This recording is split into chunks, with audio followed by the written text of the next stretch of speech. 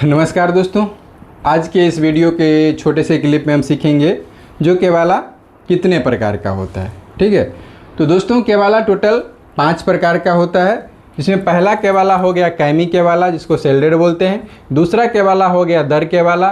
तीसरा हो गया रेहन केवाला। चौथा हो गया दानपत्र केवाला और पाँचवा हो गया सरकारी केवाला। ठीक है, तो टोटल केवाला 5 प्रकार का होता है। तो पांचों प्रकार तो देख लिए, जो कायमी केवाला, दर केवाला, रेहन केवाला, दानपत्र केवाला और सरकारी केवाला। ठीक, तो अब एक एक करके केवाला को हम समझते हैं। तो पहला है आपको कायमी केवाला। ठीक है, तो कायमी केवाला में क्या होता है, इसमें विक्रेता सीधे अपने जमीन को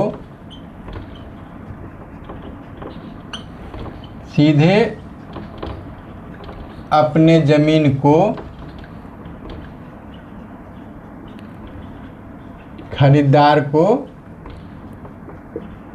बेच देता है।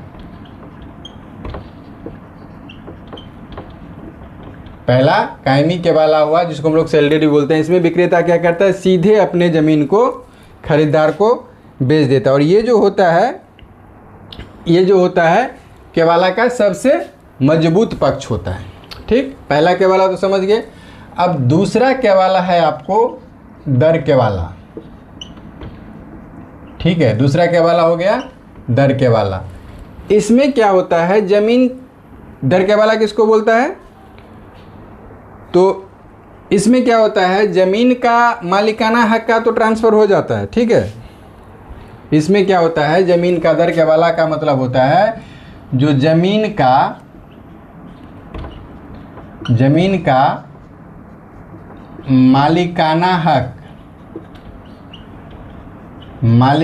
हक का हस्तांतरण यानी मिलना, हस्तांतरण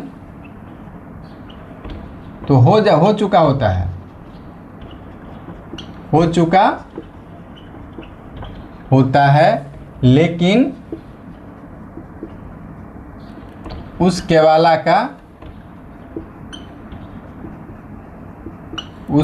का दाखिल खारिज नहीं हुआ होता रहता है, दाखिल खारिज नहीं हुआ रहता है।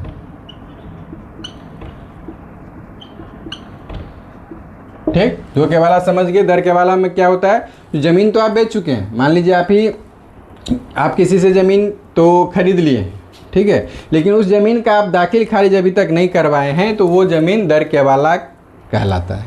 यानी ज़मीन का मालिक का जो मालिकाना हक होता है वो बदल चुका रहता है, लेकिन आप जो ज़मीन आप अभी तक दाखिल खारिज नहीं करवाए हैं, तो उस केवाला को हम लोग बोलते हैं दर केवाला। अब जो तीसरा केवाला है वो है रेहन केवाला।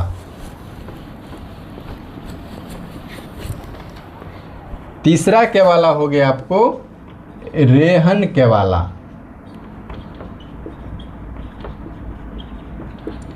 रेहन केवाला एक तरह से आमतौर पे बोला जाए तो भरना होता है। इसमें क्या होता है, जमीन को गिरवी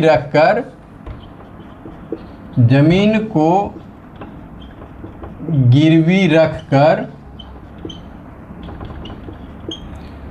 कुछ पैसा उधार लिया जाता है,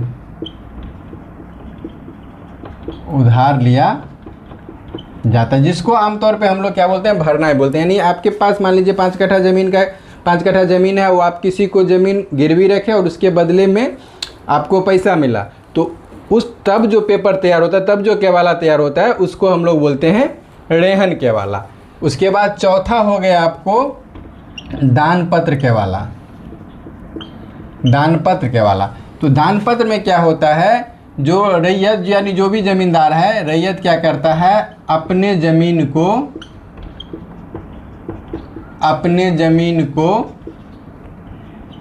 किसी सगे संबंधी को दान कर देता है, किसी सगे संबंधी को